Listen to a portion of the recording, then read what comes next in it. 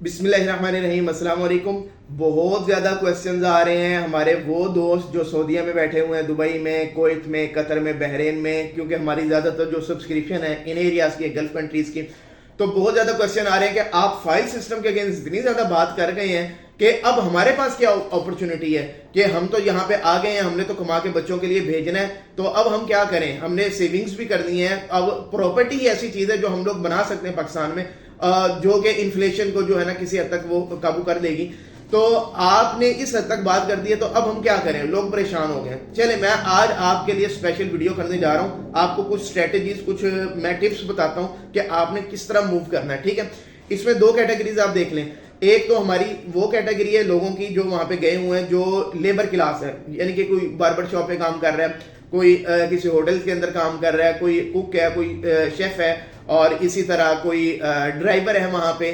इस तरह के ये किसी की लॉन्ड्री की वहां पे छोटा मोटा काम है, इस तरह करके शॉप्स वगैरह पे काम कर रहे हैं। ये वो लोग हैं जो 1000 से 1500 रियाल या दिरहम बचा सकते हैं। ये वो कैटेगरी मैं एक बना रहा हूं। दूसरी कैटेगरी हमारे उन लोगों की है जो अपर पोस्ट पे बैठे हुए, एग्जेक्टिव पोस्ट पे हैं। वो हमारे सॉफ्टवेयर इंजीनियर्स भी हैं, वो हमारे दूसरी इंजीनियरिंग की फील्ड से भी हैं, वो हमारे डॉक्टर्स भी हो सकते हैं, वो हमारे जो फार्मासिस्ट हैं वो भी हो सकते हैं, या और कोई ऐसी कोई टीचिंग वहां पे कर रहे हैं जाके, कोई ग्रामर स्कूल वगैरह में। इस तरह के उनकी अर्निंग जो है, उनकी जो सेविंग है वो 4 से 5000 रियाल या दिरहम होती है। ये मिनिमम मैं आपको बता रहा हूं, ये होती है। ये दो कैटेगरी है, 1000 से 1500 वाले और 4000 से 5000 ये इससे अबव जो है, ये दो कैटेगरी है। अच्छा, ये दोनों लोग जो है ना, इनकी स्ट्रेटेजीज बिल्कुल डिफरेंट होनी चाहिए। पाकिस्तान में प्रॉपर्टी में इन्वेस्टमेंट की सेम नहीं हो सकती बिल्कुल भी।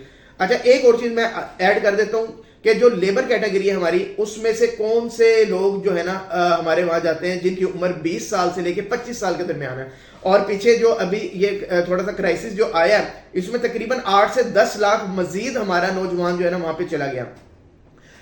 जो बंदा 10 से 15 20 से 25 साल की उम्र में वहां जा रहा है, उसने तकरीबन 12 से 15 साल वहां पे रिटेन करना है। ऑन एवरेज मैं आपको बता रहा हूं कि 12 से 15 साल उसने रहना ही रहना है।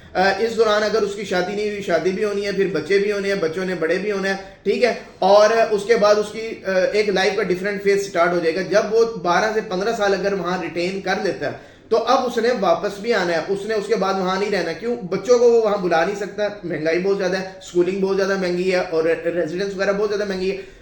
अब उसने एक टाइम है, अब बच्चे बड़े हो रहे हैं, अब पढ़ाई की उम्र उनकी आ गई है, हाई स्कूल लेवल पे वो चले गए हैं, अब उसने वापस भी आना है। अब आपने स्ट्रेटेजी बनानी है कि अगले 12 से 15 साल में आपने वहां रह के क्या करना है। आप अगर 1000 से 1500 दिरहम रियाल बचा रहे हैं, तो ये अब आपने साइड में करने शुरू कर देने। ये आपने अब घर के किसी खानदान को नहीं भेजने, किसी रिश्तेदार को नहीं भेजने कि जी ये लेके रख लो, या ये कर लो, या तुम दुकान बना लो, या ये कर लो। ठीक है ना? क्यों? अल्टीमेटली अगर जिसको भी आपने पैसा देना, वैसे आपने प्यार मोहब्बत में देना, वो आप दे दें। लेकिन अगर आप ये सोच रहे हो कि ये पैसा अब मुझे वापस आ जाएगा, या कल को ये भाई मेरा दुकान बना के कमाएगा तो मुझे भी उसमें शेयर मिल जाएगा, ऐसा कुछ नहीं होना। वो पैसा आपका डूब जाएगा। ये मैं ग्राउंड रियलिटी बता रहा हूँ, जो डेली बेसिस में हमारे साथ क्लाइंट्स आते हैं, उनके साथ ये सीन्स बनते हैं। 1000-1500 आपने साइड में कर देना है। अब आप कहोगे कि जो है ना, अब मैंने यहाँ इन्वेस्ट कहाँ करना है? आप बजी दो कि मैंने किस्तों वाली सोसाइटीज में ही इन्वेस्ट करना है। चलिए, आपने वहां पे भी इन्वेस्ट करना है। मैं आपको 2-3 चीजें बता लेता हूं। आपने सबसे पहले देखना है कि उस सोसाइटी की क्या वर्थ है, उसकी कोई डेवलपमेंट वगैरह चल रही है, कोई वहां पे काम शाम हो रहा है, कोई प्रीवियस उन्होंने फेज, कोई ब्लॉक, कोई और प्रोजेक्ट उन्होंने किया है। सबसे पहले उस सोसाइटी के बारे में ये सर्च आउट करना है। दूसरे नंबर पे, अब आप वहां इन्वेस्टमेंट करने जा रहे हैं, आपका मिसाल के तौर पे इंस्टॉलमेंट प्लान है 4 साल का। वो कहते हैं जी 4 साल में पेमेंट पूरी हो जाएगी, हम आपको पोजेशन दे देंगे। आप 4 साल को 8 साल में कन्वर्ट कर दें। आप कहें ठीक है जी 4 साल में मैं आपकी पेमेंट पूरी कर दूंगा, और जेहन में आप ये सोच लें कि मुझे 8 साल से पहले ये प्लॉट, ये प्रॉपर्टी नहीं मिली। बेशक वो 4 साल में मिल भी जाए, लेकिन माइंडसेट आप अपना बना लें 8 साल से पहले मुझे नहीं मिलने वाली। अब इससे क्या होगा कि आप एक तो पैनिक नहीं होंगे, दूसरा ये कि आप इंस्टॉलमेंट्स रोकेंगे नहीं।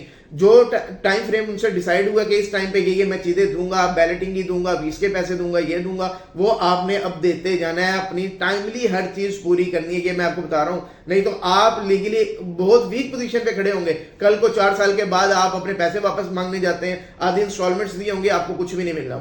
आप बहुत वीक पोजीशन, तो आपने अगर तहिया कर लिया कि इंस्टॉलमेंट वाली सोसाइटी में लेना है, फिर अब आपने वो चीजें पूरी कर दी हैं, उनकी सारी रिक्वायरमेंट, और 4 साल के बजाय आपने सोच लेना 8 साल में भी मुझे मिल गया, गनीमत है।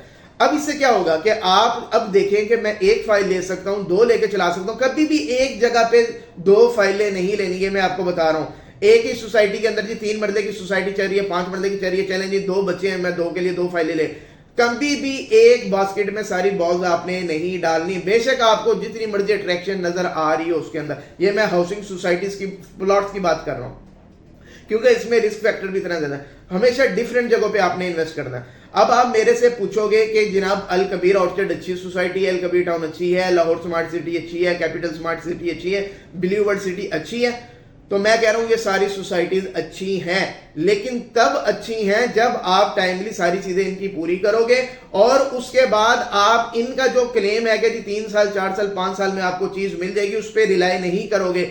आप डबल टाइम कर लो कि ये मुझे 7 साल में भी मिल जाए, 8 साल में भी मिल जाए, मेरे लिए गनीमत है, मुझे बस यही चाहिए।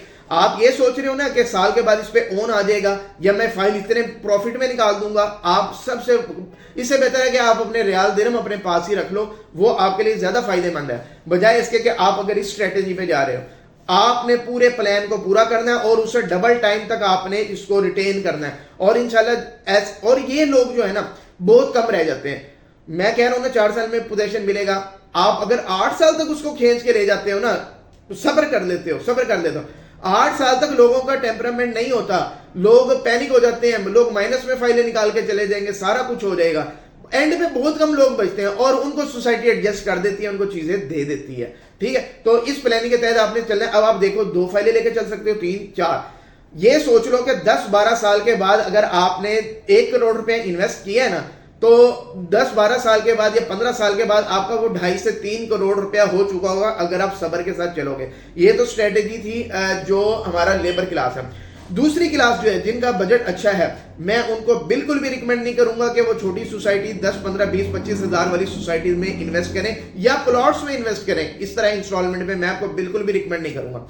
मैं आपको रिकमेंड करूंगा कि आप जो हाई राइज जो हाउसिंग यूनिट्स हैं आप उसमें इन्वेस्ट करो, या जो हाई राइज है वो इस्लामाबाद में भी हो सकते हैं, रावलपिंडी में भी हो सकते हैं, कराची में भी हो सकते हैं, लाहौर में भी हो सकते हैं, कहीं पे भी हो सकते हैं, वेरीफाइड हाउसिंग प्रोजेक्ट्स, उसके ऊपर आपने काम करना है। वेरीफाइड कौन से प्रोजेक्ट्स हैं वो आपने देख लेने, उसमें आपको कमर्शियल शॉप मिलती है, आप उसमें इन्वेस्ट करें, आपको सिंगल बेड अपार्टमेंट मिलता है, स्टूडियो मिलता है, डबल बेड मिलता है, जो भी आपका बजट इजाजत देता है आप उसमें इन्वेस्ट करें। ठीक है, प्लॉट्स में आपको मैं नहीं कह रहा। अब इससे क्या होगा कि एक प्रोजेक्ट कह रहे थे मैं 4 साल में आपको पोजीशन दे दूंगा, आप कहें ठीक है यार 4 में नहीं, आप मुझे 7 साल में दे दो। उसके बाद क्या होगा, चीज आपकी बन गई और उसके बाद वहां पे एप्रिसिएशन आपकी आना शुरू हो जाएगी। दूसरा, इस प्रॉपर्टी से सॉरी आपकी जो एक पैसिव इनकम है रेंटल इनकम की फॉर्म पे वो बनना शुरू हो जाएगी। और आपकी भी ये स्ट्रेटेजी होनी चाहिए कि मैंने 2 प्रॉपर्टी बनानी है, 3 प्रॉपर्टी बनानी है, 4 प्रॉपर्टी, अपना बजट पूरा कैलकुलेट कर लें कि जब 12 साल के बाद 15 साल के बाद चीजें मैच्योर हो तो आपके पास इतनी वेल्थ हो जाए, इतने इनकम के रिसोर्सेज हो जाए कि अब आपको काम की जरूरत ना पड़े। आप अगर चाह रहे हैं कि मैंने पाकिस्तान वापस आना है, कोई छोटी मोटी अपना काम भी आप करने की पोजीशन में हो, ठीक है, तो वापस पाकिस्तान आ जाए, अपनी फैमिली के साथ आप लाइफ एंजॉय करें और आपको ये टेंशन ना हो कि मेरा किचन अब कैसे चलेगा। तो वो सारी 10-12 साल 15 साल की जो आपने प्लानिंग के साथ इन्वेस्टमेंट की थी ना, किचन आपका उस बेस पे इंशाल्लाह चल जाएगा। तो ये 2 स्ट्रेटेजी थी, 2 जो मैंने सऊदीया, दुबई और कतर, बहरीन वाली साइड पे जितने हमारे लोग हैं उन सारों को मैंने कवर कर दी है। मजीद इंशाल्लाह इससे रिलेटेड मैं कुछ और टिप्स और प्लानिंग्स जो है ना वो आपके साथ शेयर करता रहूंगा। अच्छा, ऐसा प्रोजेक्ट जिनका पहला प्रोजेक्ट है, जिन्होंने पहले कुछ डिलीवर नहीं किया, उसमें आपने बिल्कुल भी रिस्क नहीं लेना है। ये मैं प्लॉट्स की बात कर रहा हूं। आपने ऐसी सोसाइटी में नहीं जाना, क्यों? और उनका पहला एक्सपीरियंस होगा, कल को उनको ना लैंड्स मिलेगी, लैंड्स के इशू होंगे, फिर डेवलपमेंट के उनको इशू होंगे, बहुत ज्यादा इश्यूज होंगे और जो असल विक्टिम ना आप लोग बनेंगे। तो पहले आप देख लें, ब्लू वर्ल्ड सिटी का अच्छा काम चल रहा है, ठीक है, लेकिन ये सोचेंगे 8 साल आपने भूल जाने उस पैसे को। अलकबीर वालों के किसी प्रोजेक्ट में करते हैं, भूल जाना है कि 7-8 साल मिलेगी आपको चीज, उससे पहले मिल जाए वेल एंड गुड, लेकिन ये आपकी एक स्ट्रेटेजी होनी चाहिए। आपने एंड तक खेलना, फिर रियल एस्टेट 2-4 दिन 2-4 महीने की गेम नहीं है, ये एक लंबी गेम है, एक टेस्ट इनिंग्स है। और जो ये टेस्ट इनिंग्स के 5 दिन गुजार लेता है ना, वही असल में विनर होता है और वही करोड़ों रुपया छापता है। फिर आपने इंस्टॉलमेंट में ली हो या on your own possession property ली हो, पैसा उसी के पास है जिसने सब्र किया, जिसने रिटेन किया, लोगों की बातें सुन के पैनिक नहीं हुआ, इसकी बात सुन के खरीद ली, इसकी बात सुन के बेच दी। ये काम आपने बिल्कुल नहीं करना। उम्मीद है वीडियो पसंद आई होगी। नीचे कमेंट बॉक्स में आप लाजमी बताइएगा, ये हमारे लिए एक एप्रिसिएशन है। और दूसरा ये कि जो यूट्यूब का एल्गोरिथम है वो हमें फिर प्रमोट करता है, ये मैसेज हमारा फिर ज्यादा लोगों की तरफ जाएगा कि जो आप लाइक करें, वीडियो को शेयर करें और उसके बाद कमेंट बॉक्स में अपना जो है ना कमेंट आप ड्रॉप लाजमी करें। इससे क्या होगा, ये वीडियो मैक्सिमम लोगों तक चली जाएगी। Thank you very much.